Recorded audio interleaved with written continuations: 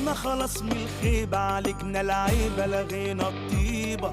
رمينا الناس الكسر قللت الأصل عدمت الهيبة. فوقنا خلاص من الخيبة، عالجنا العيبة لغينا الطيبة.